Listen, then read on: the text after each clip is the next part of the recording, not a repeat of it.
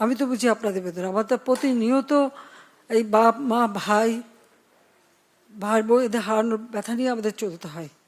এমনকি লাশটাও তো দেখতে পারিনি, কাফন দাফনটাও তো করতে পারিনি, দেশেও ফিরতে পারিনি, 6 বছর আসতে দেয়নি আমাকে। তারপর যখন আসছি সারা বাংলাদেশ ঘুরছি, চেয়েছি এই দেশের মানুষের জন্য একটু, কারণ আমার বাবা বলতেন দুঃখী মানুষের মুখে হাসি ফোটাও, আমি সেই চেষ্টাই করে যাচ্ছিলাম। কিন্তু এই যে বারবার যে এই ধরনের ঘটনা ঘটাবে, এই সন্ত্রাসী ঘটনা ঘটাবে, এটা তো কাম্য না। আর মানুষ কি দোষ করলো যেভাবে মানুষ খুন করতে হবে? মানুষ খুন করে সরকার পতন, এটা কবে হয়, কখন হয়? সাধারণ মানুষ কি দোষ করেছে? আমি আসলে আপনাদেরকে আমি কি বলে সান্ত্বনা দেব? আমি খালি একটু বলবো যে আমি আপনাদের মতনই একজন, বাবা মা ভাই হারানো সেই এতিম। কাজে আপনাদের কষ্ট আমি বুঝি, আমি আছি আপনাদের জন্য, আপনাদের পাশে।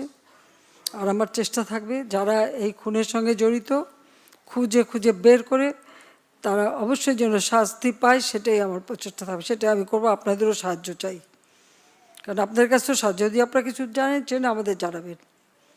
কারণ এইভাবে বারবার বাংলাদেশটাকে নিয়ে খেলা, এটা আর হতে দেওয়া যায় না। কাজে আমি আপনাদেরই সাহায্য চাই। আর এটুকু মনে করবেন যে আপনারা আপনজন হারিয়েছে, আপনারা একটা শোক সইতে পারেন না। আর আমি কী শোক সই নিয়ে দিন রাত পরিশ্রম করে যাচ্ছি, শুধু কেন এই দেশের মানুষের জন্য। কিন্তু আজকে এইভাবে বাধা দেওয়া, যা কিছু করি জ্বালায় পরে শেষ করে দেওয়া, এটা তো কোনো দিনই গ্রহণযোগ্য না। সাধারণ মানুষই তো সুবিধা পেত। এই মেট্রো রেলে কারা চলতে, এক্সপ্রেস ওয়েতে কারা চলে? মানুষের কাজ করাটাই তো আমার কাজ। আর মানুষ মেরে লাশ ঝুলিয়ে রাখার মতো এই বর্বরতা, জানোয়ারের মতো ব্যবহার, এটা কি কেউ করতে পারে? এটা কি কোনো একজন মুসলমানের লাশ ঝুলায় রাখবে পা বেঁধে? যারা এগুলির সাথে জড়িত অবশ্যই তাদের বিচার হবে, তাদের বিচার করতে হবে, নইলে মানুষের নিরাপত্তা দেওয়া যাবে না। আপনাদের কাছে শুধু এটুকু বলবো যে আপনারা সবর করেন আর আল্লাহকে ডাকেন যেন এই সমস্ত খুনি জালেম এদের হাত থেকে আমাদের দেশটা যেন রেহাই পায়। শুধু আমি এইটুকু বলতে পারি যে আমি আপনাদের সাথে আছি, পাশে আছি।